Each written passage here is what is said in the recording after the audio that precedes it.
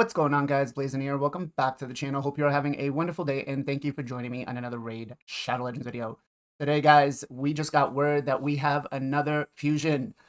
Usually we get a couple of days, or at least a week's notice, not just a couple of days, right? And we are basically having a 3-day notice right before personal reward CBC.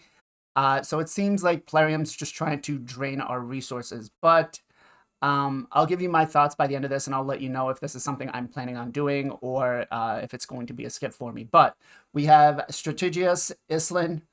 He is a legendary defense type from the High Elves. Looks pretty cool, right? Like the wings, like the shield. Not, you know, not too flashy. Not too flashy. We'll go with that.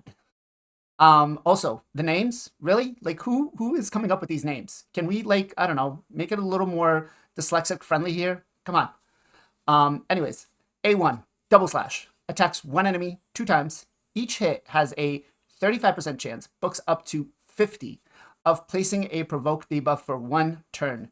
When counterattacking, the chances increase to 50, books up to 65. So, we really can't take the counterattack into account unless you're either going to run a retaliation set or run a counterattack on the team. So we're working with a 50%, which is still not bad. Definitely good for Hydra, definitely good for Magma Dragon, right? A2, Hindrance, books down to a 3-turn cooldown, right?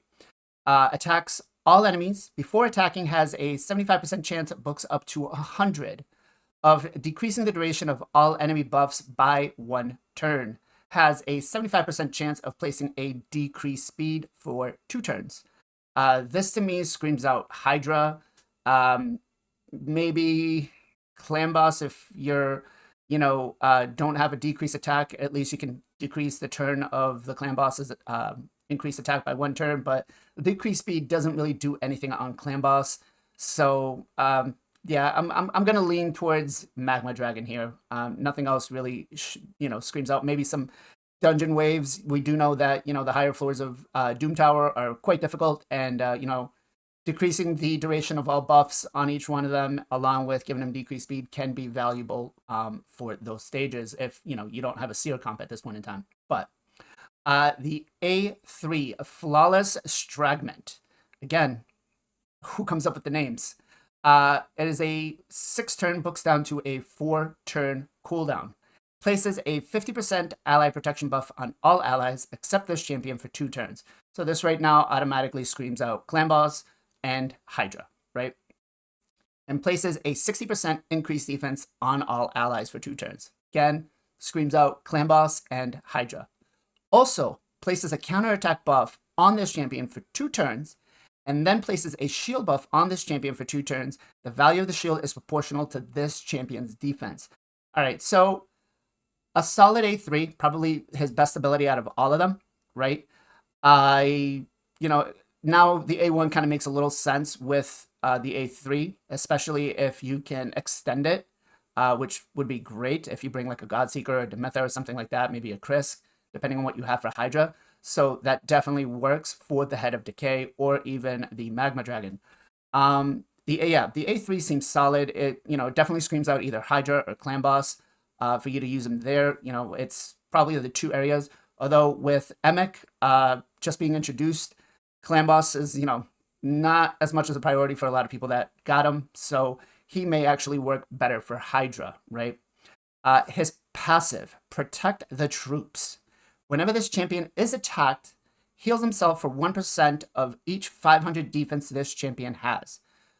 Okay, so let's say we're running 4,200 defense. So we're going to, heal ourselves back for 8%, 8 point something. Not bad. It could be a decent heal over time. So, yeah, it'll be according to his HP. So it's not bad. It's not bad.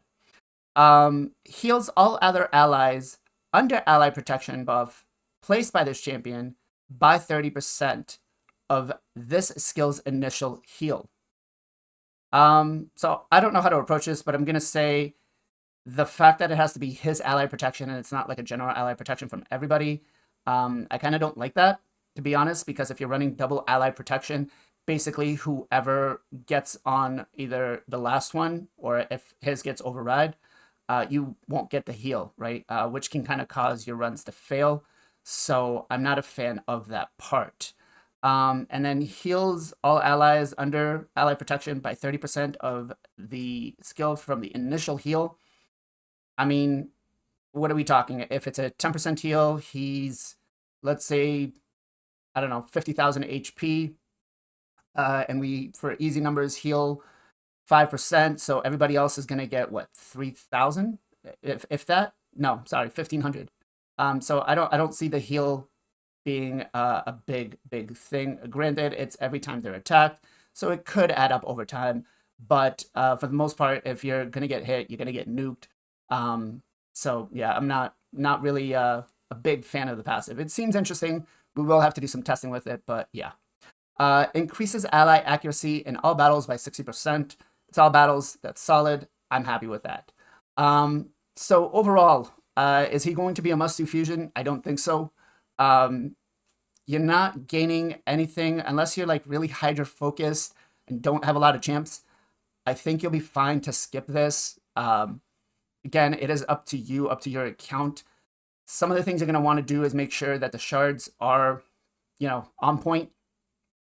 And don't go too ham on your CVC with your energy, right? Unless you're planning on winning, unless you do win, don't go too ham, because I suspect that even though it is a fragment fusion, it is going to be pretty difficult for us to get some of those points.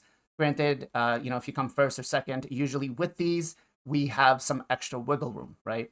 So if you win one or two of your tournaments, you could probably skip something else. So we'll have to wait and see for the fusion calendar. That probably won't come out till Thursday. So I will do a full breakdown on that, on how I approach to do it, both on my account and on Steven's. Now, yes, to answer your next question, I will be doing this fusion. I tend not to skip the fusions because I'm a content creator, so I want to try and see what I can do with them. But as for everybody else, if you're fatigued, if you just come off the Emic fusion along with the Newt fusion, if you skip this guy, I don't think it's going to hurt your account. Honestly, I really don't. I feel like he's basically there for Hydra, so if you really, really need him, you should be fine. Now, as for the shards, this last weekend was supposed to be a 2x Sacreds. Usually after that, it's a 2x Voids, I believe. So, do be prepared for that. So you're going to have to save up some of your Voids for this.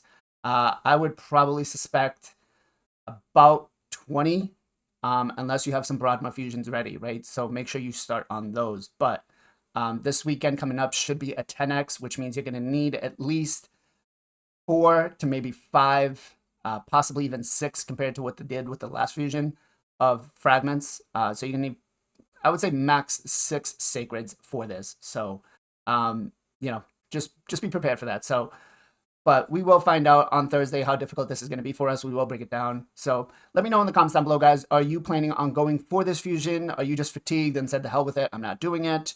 I will, again, be doing my daily uploads to keep everybody, and on track and keep you knowing what I'm doing with the fusion. And yeah, that's it, guys. I hope everything's going well. Don't blow your load on CVC, please, unless, you're planning on skipping this fusion. It is, it is up to you. So, as always, guys, much love, much appreciation. Be safe, be well, be good to each other. I'll catch you guys on the next one.